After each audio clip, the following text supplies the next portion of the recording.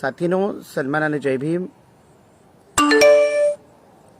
आपण सगळेच्या सगळे आपापल्या ठिकाणी गेल्या वर्षभराच्या पॅन्डेमिकमध्ये भीम जयंती आपल्या घरी साजरी केली, आपल्या कुटुंबासहित साजरी केली.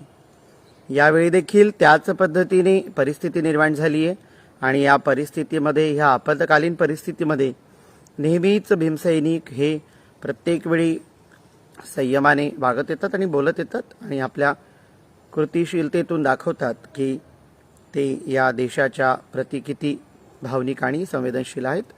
आणि याच अनुषंगाने मग आपण आपापल्या ठिकाणी भीमजयंती साजरी करावी. गेल्या वर्षी देखील ज्या पद्धतीने ऑनलाईन वेगवेगळे प्रयोग चालत होते, त्याच पद्धतीचं द राईस रिजन प्रोजेक्ट अंतर्गत यावर्षी देखील ऑनलाईन भीमजयंतीचं अभिवादन. तर या अभिवादनाच्या अंतर्गत आजचा विषय घेऊन मी यावं आणि आपल्या सगळ्यांसोबत मी एका वेगळ्या विषयाच्या अंगाने बोलावं आणि माझी त्या सगळ्या दृष्टिकोनातून भूमिका मांडावी, असं जेव्हा मला राईस रिजनच्या टीमच्या वतीने सांगण्यात आलं, त्यावेळी मी राईस रिजनची टीम ही तितकीच हक्काची टीम आहे, तर त्यांना तात्काळ होकार भरला. आणि म्हणून मग मी आज तुमच्यासमोर जो विषय घेऊन आले आहे तो आहे तिसऱ्या मानव जातीचं साहित्य. साहित्य या अंगाने जर विचार करायचं म्हटलं तर मराठी साहित्य असेल, हिंदी साहित्य असेल, जगभरामध्ये जिथे जिथे ॲज अन लिटरेचर म्हणून आपण ज्यावेळी विचार करतो तर त्यावेळी मानवी संवेदनशीलतेचा तो अति उत्कट असा आविष्कार असतो. मग तो कथा, कादंबरी, नाटक, कविता, ललितबंध किंवा वैचारिक गद्यालाही आपण त्याच पातळीवर म्हणू शकतो की उत्कटतेची भावना प्रायोगिकतेच्या अंगाने आणि एका संवेदनशील, निर्मितीशील अशा मनाची जडणघडण आणि त्या मनातून एक चांगल्या सामाजिकतेची जडणघडण या सगळ्या अंगाने त्याची मांडणी केली जाते. असं साहित्य हे विविधांगी पद्धतीने बांधलं गेलेलं असतं.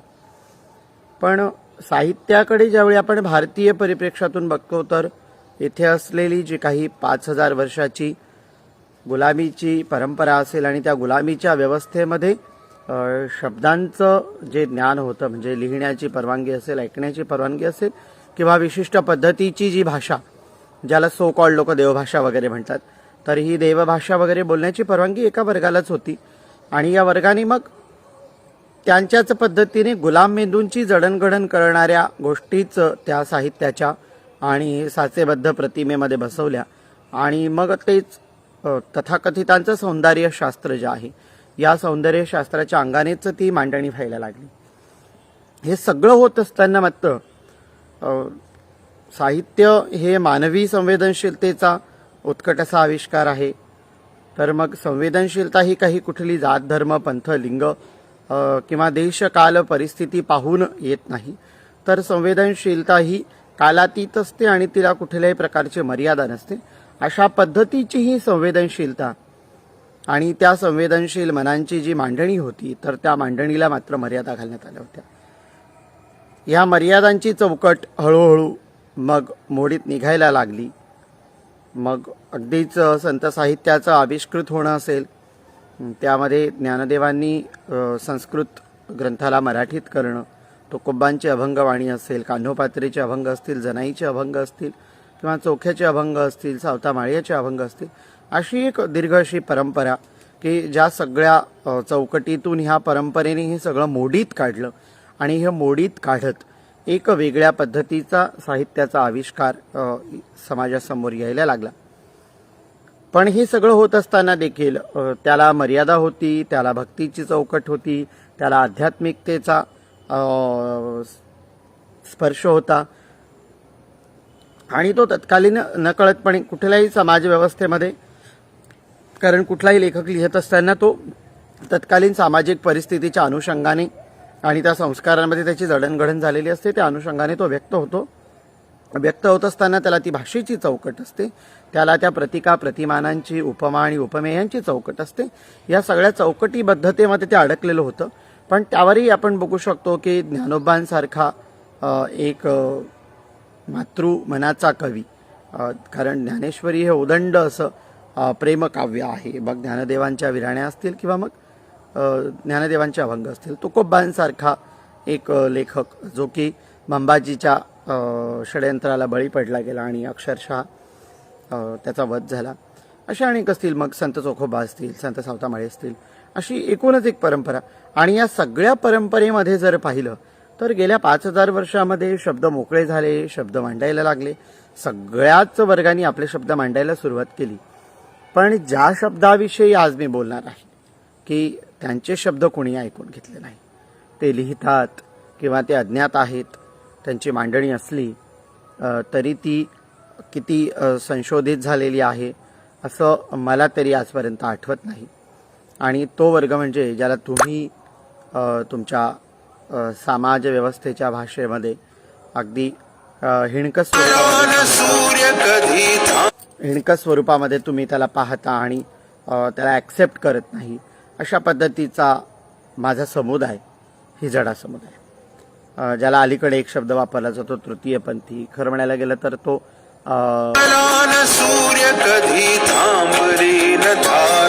तो उपयोजित मराठी अंगाने ठीक असेल, पण तो सामाजिक दृष्ट्या ज्यावेळी इक्वलिटीच्या रोलवर जाऊन मी विचार करते किंवा मांडणी करते, तर त्यावेळी तो शब्द माझ्यासारख्या विवेकशील विचार करणाऱ्या कुठल्याच व्यक्तीला मान्य होणार नाही की पहिलं लिंग, दुसरं लिंग आणि तिसरं लिंग. तर अशा पद्धतीचा तृतीयपंथी आणि या तृतीयपंथी समुदायाच्या साहित्याच्या विषयी, आणि म्हणून मग मी त्याला म्हटलंय की मानवजात पहिली असू शकते, दुसरी असू शकते, तिसरी असू शकते. कारण सेपियन्स कल्चरपासून तर होमोसेपियन्स कल्चरपर्यंत आणि मग आपण होमोडेओसपर्यंत जाणार आहोत. तर अशा पद्धतीच्या या कल्चरमध्ये मी त्याची विभागणी करू शकते की मी त्याला तिसरी मानवजात म्हणून, पण मी त्याला तिसरं लिंग म्हणणार नाही. कारण लिंगाच्या अनुषंगाने केली गेलेली जी काही मांडणी आहे, पहिलं, दुसरं, तिसरं, तर ती परत एकदा उतरंड आणि मग ते वर्ग, वर्ण आणि मग लिंग या विषमतावादी व्यवस्थेच्या अनुषंगानेच ते केलं जातं. तर या पद्धतीचा जो काही माझा समुदाय आहे आणि मग तो लिहितोय, तसं म्हणायला गेलं तर तो आजचा लिहत नाहीये. समलैंगिकांचा समुदाय हा काही आजचं लिहत नाहीये. त्याला ऐतिहासिक पुराव्यांच्या किती प्राबल्यतेने स्पष्ट करता येईल आय डोंट नो. पण जशी मानवजात जन्माला आली आणि लिंग गुणोत्तराचं प्रमाण ज्यावेळपासून आलं, तर त्यामध्ये 0.1 इतकं प्रमाण हे सुरुवातीपासूनच माझ्या समुदायाचं आहे. कारण हिजडे काय अलीकडे 2, 4, 10, 20, 50, 100 वर्षात जन्माला यायला लागले नाही, तर ते इथल्या सांस्कृतिक कालानुक्रमामध्ये फक्त ते कुठल्याही प्रकारे त्यांची स्वतःची जागा नव्हती किंवा त्यांच्या संदर्भामध्ये कुठल्याही प्रकारची आपण जे म्हणू की जे सो कॉल्ड तथाकथितांची पितृसत्तात्मक समाजव्यवस्था आहे, पुरुषसत्तात्मक समाजव्यवस्था आहे, या समाजव्यवस्थेमध्ये त्याला स्थान नव्हतं. या अनुषंगाने मग त्याचा विचारच केला गेला नाही, म्हणून त्याला काउंट केलं गेलं नाही किंवा मग त्याचा उल्लेखही केला गेला नाही. बहुतेक मी म्हणेल की उपरोधिक नाही, पण अनुल्लेखानेच त्याला डावललं गेलं. मग शिखंडीची महाभारतातली कथा ही तुम्ही सगळ्यांनी त्याच्या आख्यायिकेतून ऐकलेलीच आहे. शिखंडीच्या काळामध्येच असलेल्या 6 ते 7 कॅरेक्टर्स, ज्याच्यावर अलीकडेच देवदत्त पटनायकांची अ प्रेग्नेंट किंग नावाची एक सुंदर अशी कादंबरी आलेली आहे. कल्पनेचा विलास असेल, पण त्यामध्ये वास्तवाचा अंश आहे. अशा पद्धतीची जी मांडणी केली गेलेली आहे. तर या सगळ्या गोष्टींमध्ये दिसतं की माझा समुदाय प्रचंड वेगळ्या पद्धतीने बाजूला ठेवला गेला.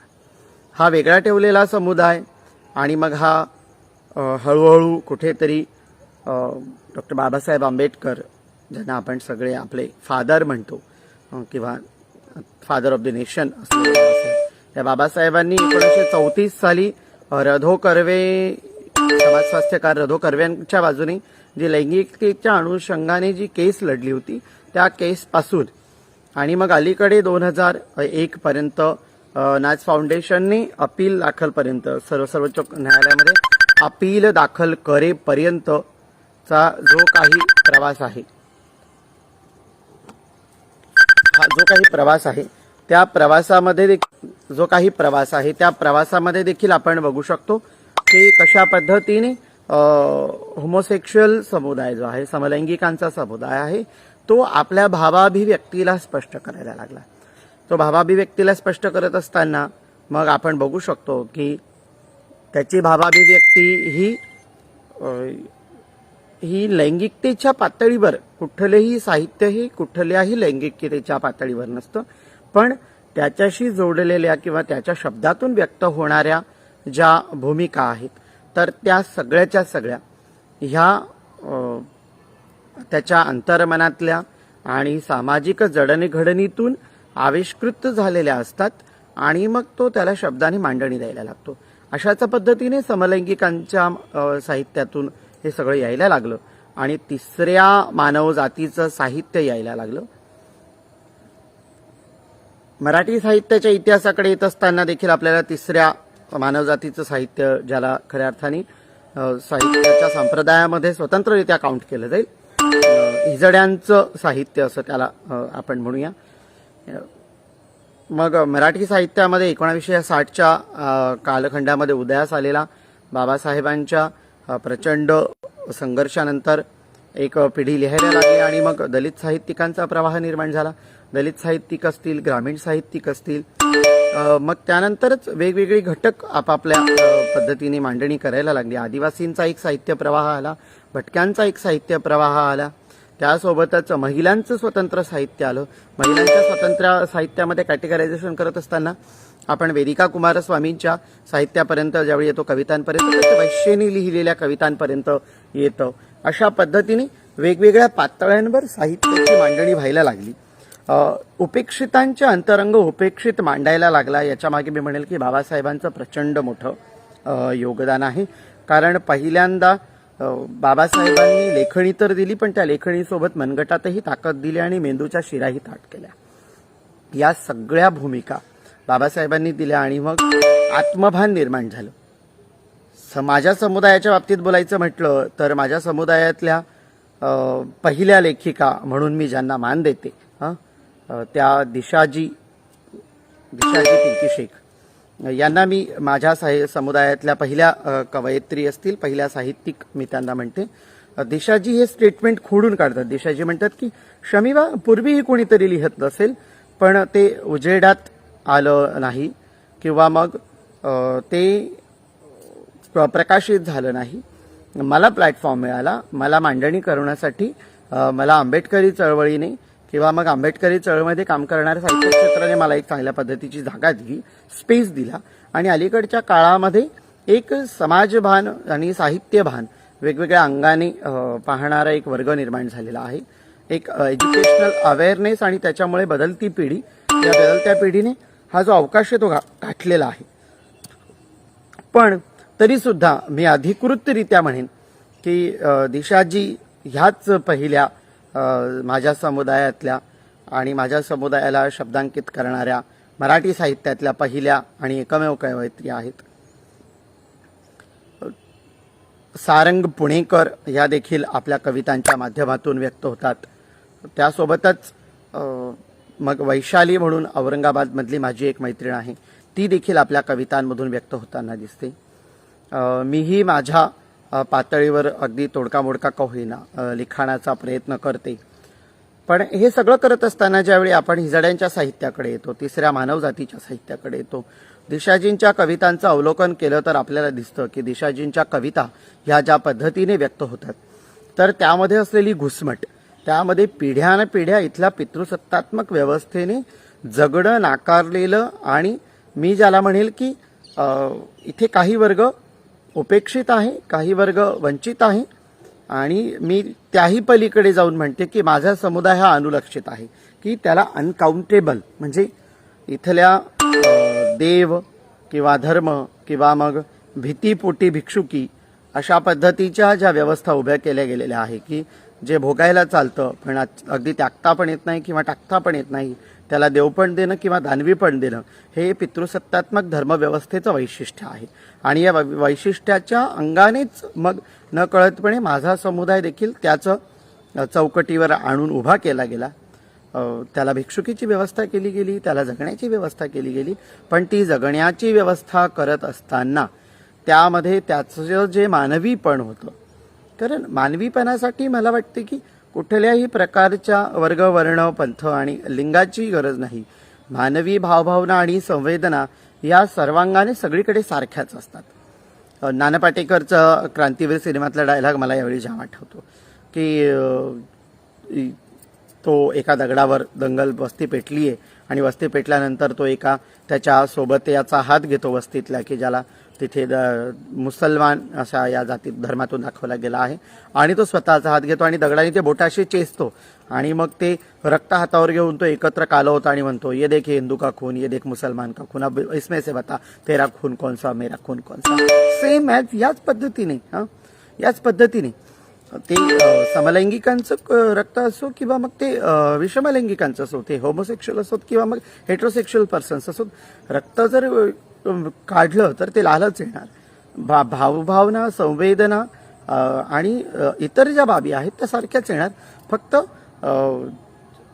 गुणसूत्रांच्या भूमिकांवर मग ज्या लैंगिकतेच्या निकषावर आधारित संकल्पना आहेत, ज्या गोष्टीला मी सिमोन दी बोअरला फॉलो करते की बाई ही जन्माला येत नाही तर ती घडवली जाते, तर सेम ॲज त्या पद्धतीने इथल्या ठरवलेल्या चौकटीमध्ये मग माझ्या समुदायाला त्याच पद्धतीने बाजूला टाकलं गेलं.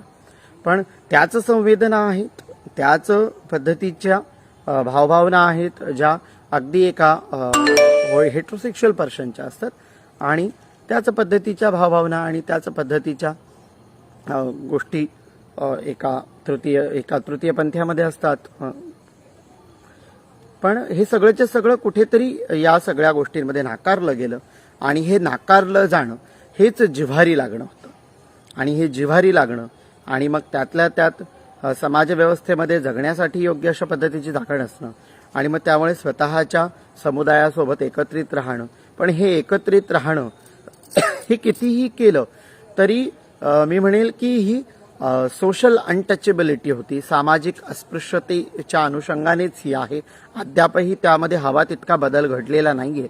चळवळीमध्ये समकालीन समविचारी लोक वेगळा विचार करतात, त्या अंगाने ती घेऊन चालतायत आणि ती सगळीच्या सगळी सोबत येऊन लढतायत. पण सोशल अनटचेबिलिटी ही वारंवार पदोपदी अनुभवावी लागते आणि त्याकडे बघण्याचा दृष्टिकोन हा वेगळा आहे. पण हे सगळंच्या सगळं मग दिशाजींच्या कवितांमधून आपल्याला व्यक्त होताना दिसतं की माझी टाळी माझी पोळी, माझी टाळी माझ्या विद्रोहाची बंडाळी, माझी टाळी माझ्या अस्तित्वाची हाकाळी, अशा पद्धतीने ज्यावेळी दिशाजी व्यक्त होतात आपल्या शब्दांमधून आणि मग त्या भावभावनांचा ज्या पद्धतीने ते मांडणी करतात, म्हणजे एक नैसर्गिक गरजांमधला एक भाग असलेली आपल्याला हवा असलेला जोडीदार आणि या जोडीदाराच्या संदर्भामध्ये असलेल्या आशा, अपेक्षा आणि आकांक्षा आणि त्यामध्ये मग समाजाने उभी केलेली जी चौकट आहे त्या चौकटीमध्ये ते सो कॉल्ड बॅरिकेड्स आपण ज्याला म्हणतो, लॉकडाऊनमध्ये बॅरिकेड्स आपल्याला ठिकठिकाणी पाहायला मिळत आहेत. हे जे सो कॉल्ड बॅरिकेड्स आहेत या बॅरिकेड्समुळे येणारी आडकाठी आणि त्याच्यामुळे मग व्यक्त न होता येणं किंवा मग स्वतःच्या भावभावनांना मी त्याला आवर घालणं म्हणणार नाही, त्याला मी संयम करणं असं म्हणणार नाही, तर त्याला कोंडूनच घ्यावं लागतं. आणि मग हे कोंडून घेणं जे आहे ते मग दिशाजींच्या शब्दातून व्यक्त होताना दिसतं. सारंग पुणेकर ज्यावेळी त्यांच्या फेसबुकवरून अगदी 4 ओळीमध्ये व्यक्त होतात की मीही पाहिलं होतं गोड गुलाबी स्वप्न की त्याचाही हात असावा उशाला, आणि मग उगाच अशी स्वप्ने कशाला, कारण नाही माझ्या अस्तित्वाला नाही थारा. अशा पद्धतीने ज्यावेळी सारंग पुणेकर व्यक्त होतात त्यावेळी त्या वास्तविकतेच्या पातळीवर असलेलं जे काही बोचरेपण आहे तर ते बोचरेपण त्या ठिकाणी त्या अगदी आपल्या शब्दांमधून व्यक्त करतात. शब्दांची मखलाशी त्या करत नाहीत. देशाजींचं वैशिष्ट्य असेल की देशाजी शब्दांची मखलाशी करत नाहीत, त्या अगदी भाड अगदी खोचक आणि तितक्याच तीक्ष्ण पद्धतीने आपला शब्द मांडताना दिसतात.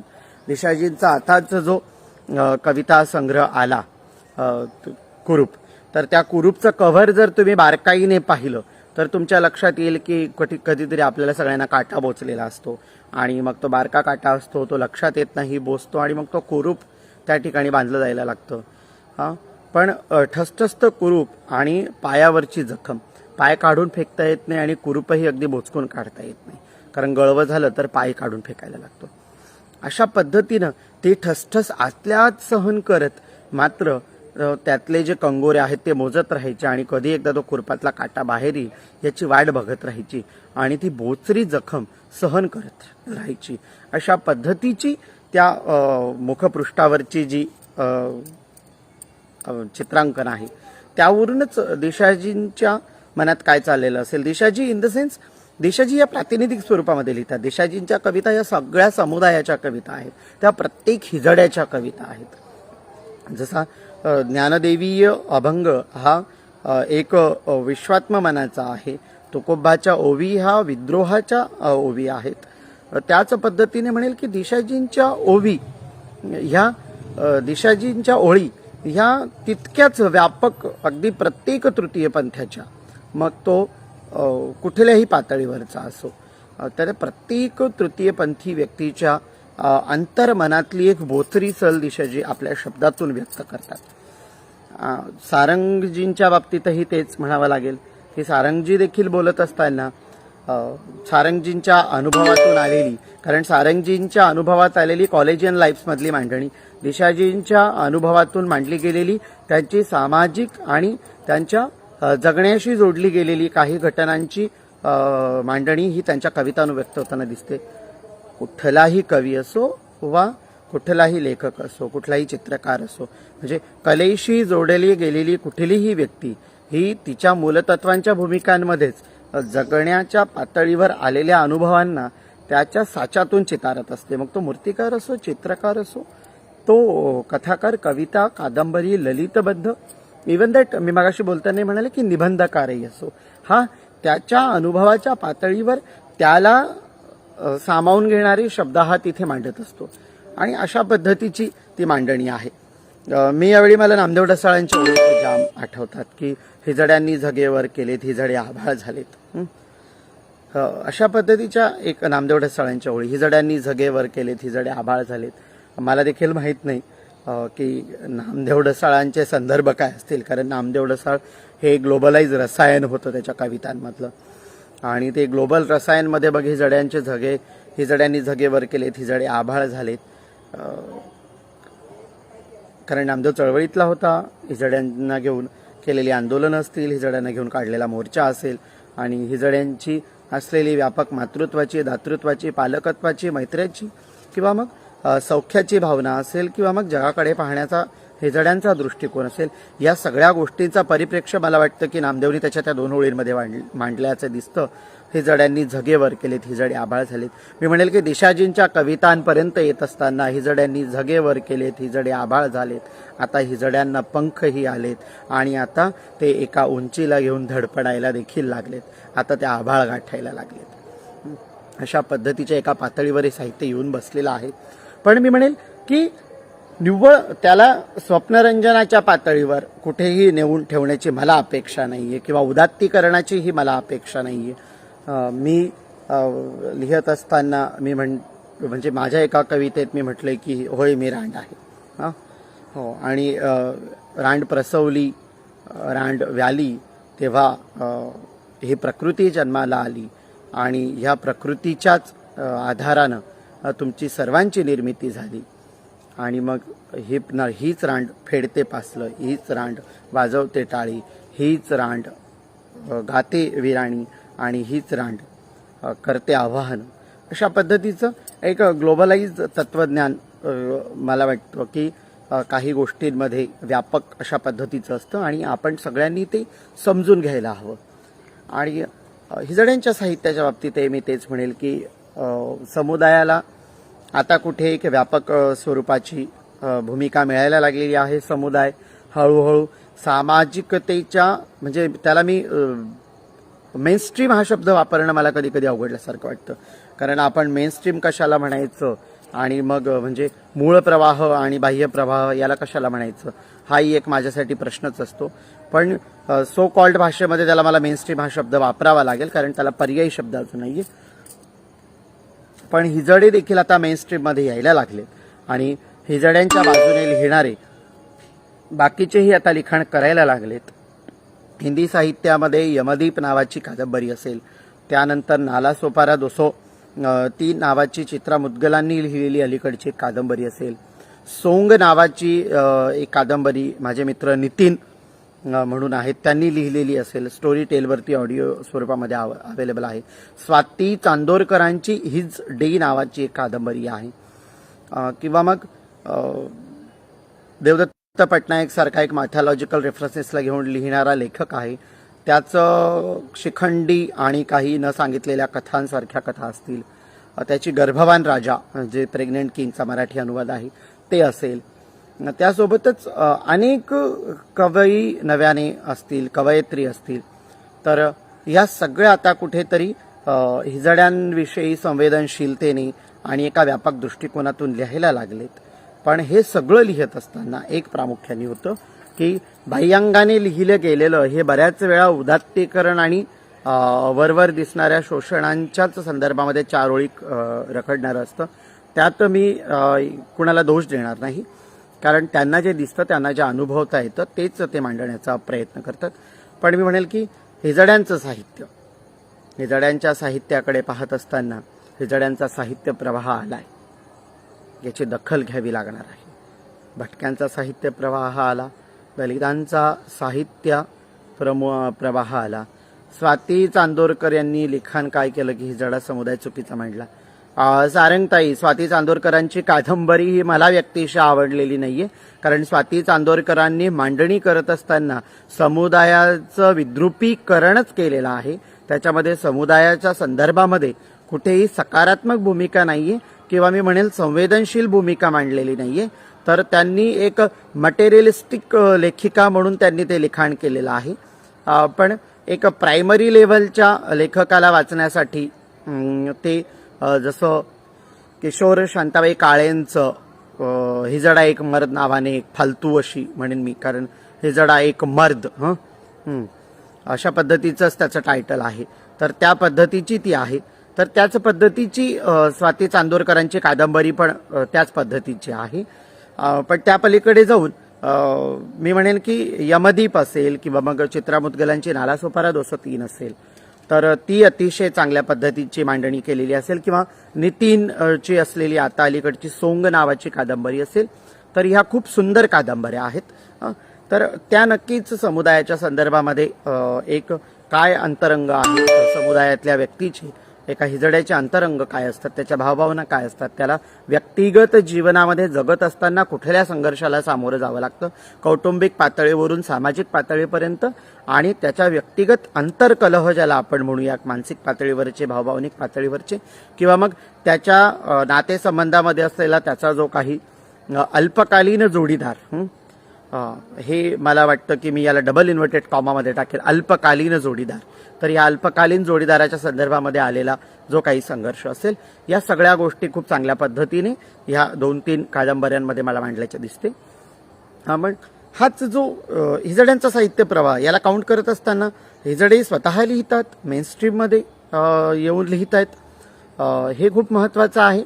आणि हे करत असताना त्यांची जी मांडणी आहे तो कल्पनेचा कपोल विलास नाहीये, हे एक प्रामुख्याने मला अधोरेखित करावं असं वाटतं. की कुठेही मग दिशाजी लिहित असतील, सारंगजी लिहित असतील किंवा मग वैशाली लिहित असेल, तर यांच्या मांडणीमध्ये मला कुठेही सिम्पथायझेशन अशा पद्धतीची मांडणी केल्याचं दिसत नाही.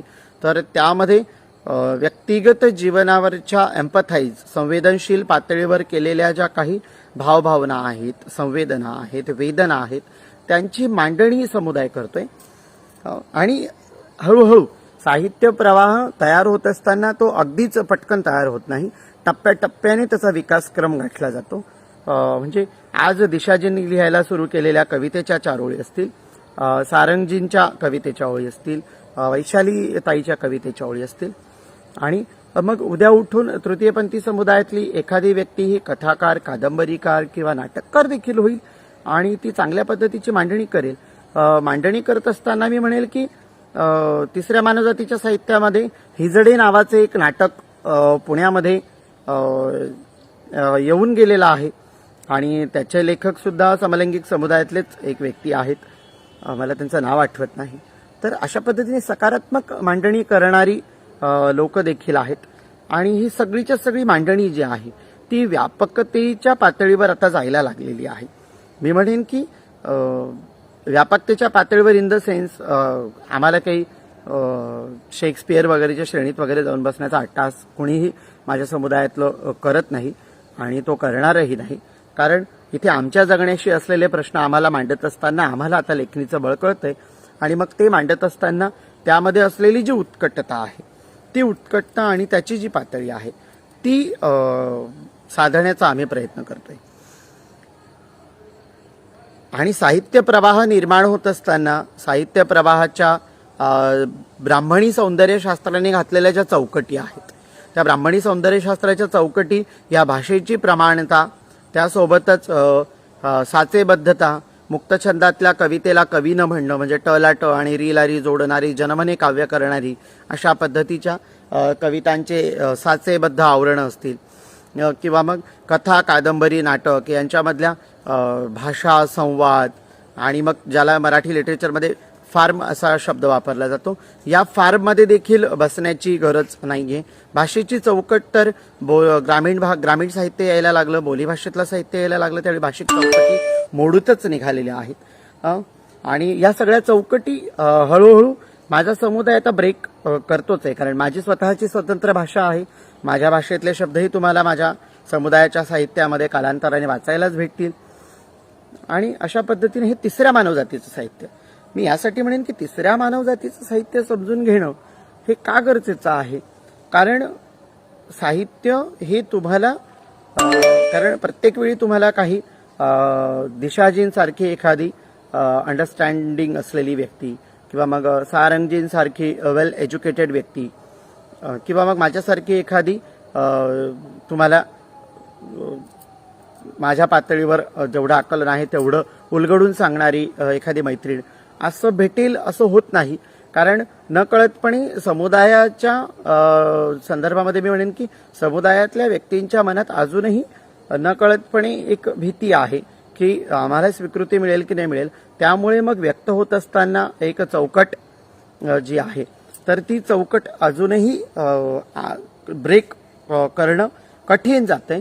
हळूहळू ते होईल, पण हे होत असताना याची काळजी मात्र घ्यावी लागेल. आणि मग हेच तुम्हाला प्रायमरी लेव्हलला तुम्हाला दिशाजींच्या कवितांमध्ये सापडेल, तुम्हाला सारंगजींच्या कवितांमध्ये सापडेल, तुम्हाला वैशालीताईंच्या कवितांमध्ये सापडेल. अशा पद्धतीने ही मांडणी समजून घेत तुम्हालाही त्याच्या जवळ जावं लागेल. हिजड्यांच्या संदर्भामध्ये लिहिलेल्या कथा, कादंबऱ्या आहेत, तर त्याची मांडणी समजून घेत तुम्हाला त्याचे जे वेगवेगळे पैलू आहेत, म्हणजे मी म्हणेल की ते वेगवेगळे पैलू हे कांद्याच्या पद्धतीने कांद्याची जशी आवरणं आहेत, एक एक आवरण उलगडत जाताना आतला जो सगळ्यात गाभा आहे तो अगदी गोड असतो, पण वरचा पापुद्रा हा थोडा रुक्ष असतो आणि त्यानंतर मग सेकंडला थोडासा रुक्ष असतो. अशा पद्धतीने ते सगळ्याच्या सगळं व्हायला लागलेलं आहे. ते हळूहळू उलगडत जाणार आहे आणि हा उलगडवण्यासाठी तुम्हाला स्वतःला समुदायातल्या साहित्यातल्या लिखाणाचा प्रयत्न करणाऱ्या लेखिकांशी तुम्हाला बोलायला लागेल. साहित्य प्रवाहाला एक चॅलेंज नक्कीच हिजड्यांच्या साहित्य प्रवाहाने उभं केलेलं आहे. नामदेव ढसाळांच्या साहित्यामध्ये ज्या पद्धतीनं ब्राह्मणी सौंदर्यशास्त्र आडवा आलं होतं की नामदेव ढसाळ आपल्या लिखाणामध्ये शिव्यांचा अतिशय छान वापर करतात. मी म्हणेन की नामदेव ढसाळने शिवी ही ग्लोबलाइज मंत्रासारखी केली. त्याने वैश्विक तत्वज्ञानाच्या भाषेशी शिवीला जोडलं. त्याच पद्धतीने हिजडा हा त्याच्या ग्राम्य भाषेमध्ये त्याची जी बोलीभाषा आहे, त्याच्या जगण्यातली जी भाषा आहे, त्याच्या अनुभवातली त्याला बोचणारी, त्याला खोचणारी, त्याला टोचणी देणारी आणि त्यासोबतच त्याचं जगणं, त्याची आतली वखवक व्यक्त करणारी जी भाषा आहे त्या भाषेमध्येच तृतीयपंथी लिहितायत. दिशाजींच्या भाषेमध्येही तुम्हाला दिसेल की अगदी नगर, परभणी, येवला आणि मग बंबई या भाषेचा एक बाज तुम्हाला दिशाजींच्या भाषेमध्ये दिसेल. एक सारखा लाघीवपणा नाहीये. म्हणजे आपण म्हणू की बाबा बोरकर वगैरे सारख्या किंवा मग पुण्या मुंबईत बसून अगदी चौथ्या हवेलीत शुद्ध न लाणं आणि न ला न म्हणणारी जी आहेत तर यांचा जो लाघवीपणा आहे तो लाघवीपणा आणि मोजून मापून शब्दांची केलेली मांडणी म्हणजे 12.5ची मात्रा आणि त्याच्यानंतर खंड तरच गझल आणि अनुप्रास प्रयास अशा पद्धतीचा आग्रह कुठेही तुम्हाला दिसणार नाही, कारण व्यक्त होत असताना खदखदीतून आलेलं ते साहित्य आहे की नाही, की तर त्या पद्धतीने ते सगळेच अशा पद्धतीने असतात हे की नाही. तर हे होईल. त्यामुळे एक वैचारिक आव्हान उभं राहिलेलं आहे, कारण सामाजिक दृष्ट्या अगदी वगळला गेलेला समुदाय ज्यावेळी तुमच्या बरोबरीने येऊन उभा राहणार तथाकथितांना, की ज्यांना वाटतं की साहित्य हे आमची ठेकेदारी मक्तेदारी आहे आणि हे आव्हान काही फक्त माझ्या समुदायातल्या साहित्य प्रवाहाला नाही आहे, हे दलित साहित्याला देखील झालेलं होतं, हे ग्रामीण साहित्याला, हे आदिवासी साहित्याला, हे भटक्यांच्या साहित्याला, हे त्या प्रत्येक साहित्य प्रवाहाला हे चॅलेंज आलेले आहेत समोर, की इथे असलेलं ब्राह्मणी सौंदर्यशास्त्राचं मापदंड ओलांडून जे जे लिहितात आणि जे जे आपल्या जगण्याची उत्कट अशी आविर्भाव अशी मांडणी करतात ते त्यांच्या सगळ्यांच्या वाटेला हा संघर्ष आलेला आहे, की जे जे इथे या सो कॉल्ड वर्ग वर्ण जात लिंगाधारित व्यवस्थेची चौकट ब्रेक करू पाहतात त्या सगळ्यांच्या वाट्याला हा संघर्ष आलेला आहे. हा संघर्ष आमच्याही वाट्याला येणार, कारण आम्ही तर मी सुरुवातीलाच म्हटलं की इथे उपेक्षित आहेत, इथे दलित आहेत, इथे वंचित आहेत, इथे तर मी अनुलक्षित आहे, मी अनकाउंटेबल आहे, माझा समुदाय अनकाउंटेबल आहे. म्हणजे त्याला मी म्हणेल की खिजगंटीत नसलेली लोक आता जवळ येऊन जर तुमच्या खांदा खाजवायला लागली तर साहजिकच आहे, चीड येणारच. पण ह्या चिडीलाही आव्हान देण्या इतकी क्षमता आम्ही आमच्यामध्ये प्रगल्भ केलेली आहे. सारंगताई या पुणे विद्यापीठातून स्वतः मास्टर इन फेमिनिझम वुमन स्टडीमधून झालेल्या आहेत. एक माझी हिजडा समुदायातली माझी बहीण फेमिनिझमची स्टडी करून ज्यावेळी महिलांच्या प्रश्नांविषयी काम करायला सुरुवात करते तर इथे असलेल्या गल्लीबोळातल्या बोळक्या स्त्रीवादींना तर नक्कीच कुठेतरी तेढी वाचणार. दिशाजींच्या बाबतीत बोलायचं म्हटलं तर इथे तथाकथितांच्या राजकीय प्रस्थापितांना देखील ज्यावेळी त्या त्यांच्या डायसवरून थाप ठोकून चॅलेंज देतात आणि भूमिका मांडतात त्यावेळी देखील ते सगळंच्या सगळं डिवचणारं आणि रचणारं आहे. साहित्य प्रवाहामध्ये तर बोलायलाच नको. साहित्य प्रवाहामध्ये हा जो उपेक्षितपणा आहे किंवा वाळीत टाकल्याचा जो प्रकार आहे तर हा सगळ्याच्या सगळा नवा नाही आहे. हा अधिकाधिक होत जाईल. अधिकाधिक काय होईल की एकतर लिहिलं तरी त्याला वाचणार नाहीत, छापलं तर त्याला विकत घेणार नाहीत. पण तुम्ही वाचू नका आणि विकत घेऊ नका, आम्ही फुकट वाटायलाही तयार आहोत. आणि आमच्यासोबत आमचे संवेदनशीलतेने काम करणारे साथी सोबती आहेत की ज्यांना वाटतं की हा प्रयत्न होतोय आणि माणूस म्हणून या सगळ्या धडपडीमध्ये आणि जगण्याच्या माणूस आणि माणसाच्या संवेदना समजून घेण्याचा जी लोक प्रयत्न करतात साहित्याच्या पातळीवर, कारण साहित्य हे नकळतपणे समाजाचा आरसा असतं आणि समाजाचा आरसा तुम्ही समाजाला आरसा दाखवला तर कुणालाही आपलं प्रतिबिंब विद्रूप आहे असं पाहायला आवडणार नाही. त्यामुळे हिजड्यांच्या साहित्यामध्ये ते तुमच्याविषयी कुठेतरी तथाकथितांविषयी ताशेरे ओढणारं असणार, त्यांना चिमटे काढणारं असणार किंवा त्यांना डागण्यात येणारं असणार, तर ते त्यांना सहन न होणार आहे. But I accept it. माझा समुदाय हे चॅलेंज स्वीकारायला तयार आहे. तो गेल्या 10.5 लाख वर्षाच्या मानवी इतिहासामध्ये त्याने हे चॅलेंज स्वीकारून स्वतःला अतिशय प्रभावीपणे या सगळ्या संघर्षामध्ये जिवंत ठेवलेला आहे. तो अजूनही स्वतःचा हिकमतीवर उभा आहे आणि तो उभा राहणार. त्यामुळे हिजड्यांना ही आव्हानं नवी नाही आहेत. हिजडे स्वतः आव्हानं आहेत आणि आव्हानासमोर आव्हान आलं तर ते किती काळ टिकणार हे माझ्या अनेक मैत्रिणींनी सांगितलेलं आहे. आजच्या साहित्यिकांना सांगायचं म्हटलं तर गेल्या 15 वर्षामध्ये साहित्याचे आता मापदंड बदलायला लागलेत. आताच आपण जर पाहिलं तर राईस रिजनच्या पेजवर संविधान गांगुर्डे सारखा माझा एक कविमित्र आहे, चरण जाधव सारखा माझा एक कविमित्र आहे, की ही सगळीच्या सगळे ढसाळी बाणा घेऊन चालतात आणि त्यांच्या लेखणीमधून ती अगदी प्रगल्भपणे आणि तितक्याच खोचक आणि अगदी तीक्ष्णपणे मी म्हणेल की धारदार सुरे आपल्या शब्दांमधून घेऊन ते समोरच्या त्या तथाकथितांचे ब्राह्मणी सौंदर्यशास्त्राचे गळे चिरतायत. त्यामुळे काय नाही, आजच्या साहित्यिकांनी फक्त काय आहे जे तथाकथित स्वतःला साहित्यिक म्हणून घेतात तर या तथाकथित साहित्यिकांनी आपला पण परीघ तपासून पाहावा की आम्ही 3 पदरी 6 पदरी किंवा मग पुणेरी पेठांमध्ये अडकले आहोत का मग चौथ्या मजल्यावर बसून जळणाऱ्या झोपडपट्टीचं वर्णन करायचं, याच्यामध्ये अडकून फक्त पुरस्कार प्राप्त किंवा अनुदानवीर यांच्यापुरतेच अडकलेले आहोत. या आजच्या साहित्यिकांनी चौकट तपासायला हवी. आणि मला वाटतं की ज्यावेळेपासून आंबेडकरी साहित्य, दलित साहित्य हा शब्द मी वापरतच नाही खरं म्हणायला गेलं तर, पण आंबेडकरी साहित्य म्हटलं की मग ते परत एकदा कॉन्फ्युजन उभे राहतात. पण मी त्याला आंबेडकरी साहित्यच म्हणते, कारण मी इजड्यांचा साहित्य प्रवाह देखील आंबेडकरी साहित्याचाच भाग आहे. पण मूळ साहित्य आंबेडकरी साहित्य आणि आंबेडकरी साहित्यामधल्या प्रवाहातला तो एक भाग आहे. कारण आंबेडकरी साहित्यच मुळात विद्रोहाचं, वेदनेचं आणि बंडखोरीचं साहित्य आहे. हे बंडखोरीचं साहित्य ज्या पद्धतीने व्यक्त होत आहे, तर ते मात्र आता या नव्या साहित्यिकांनी त्याचा परिघ तपासायला हवा आणि ती मांडणी करायला शिकायला. आपल्याला सगळ्यांना हे लक्षात घ्यावं लागेल की तिसऱ्या मानवजातीचं साहित्य हळूहळू त्याचे अवकाश जे आहे ते व्यापक होते. ते व्यापक होणारा अवकाश आव्हानात्मक आहे तथाकथितांसाठी. माझ्या वैचारिक आणि मानवीय संवेदनशीलतेला घेऊन मांडणी करणाऱ्या आंबेडकरी साहित्यिकांना ते कधीही चॅलेंजिंग वाटलं नाही. ते त्यांना आपलं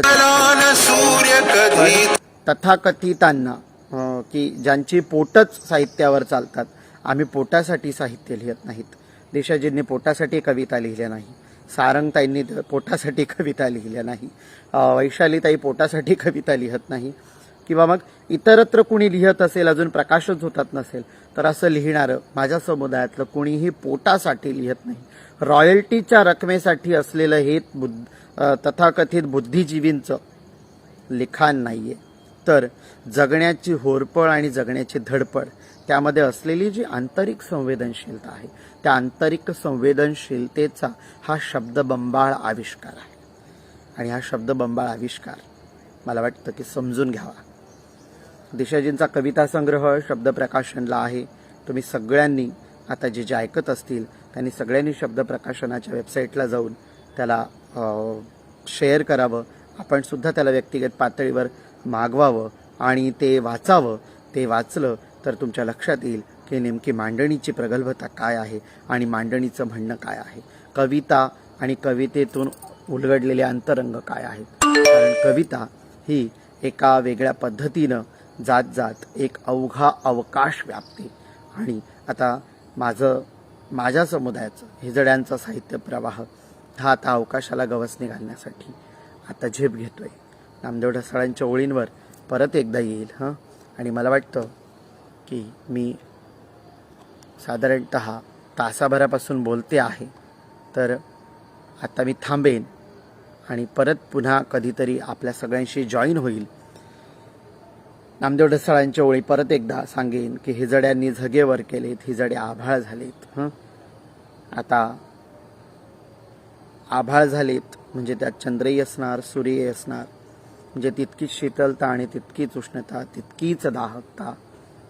आणि या सगळ्या गोष्टींना आणि या सगळ्यांना सगळ्या गोष्टींना कवेत घेऊन आता हिजड्यांना आकाश आणि अवकाश असं मोठं करायचं आहे. यासाठी आम्ही साथ घालतोय. मी सहानुभूतीच्या विरोधात आहे. सहानुभूतीत म्हणून मिळत असलेली भाकरी हे अद्यापही त्याला पर्यायित्व नाहीत, म्हणून चालत राहणार.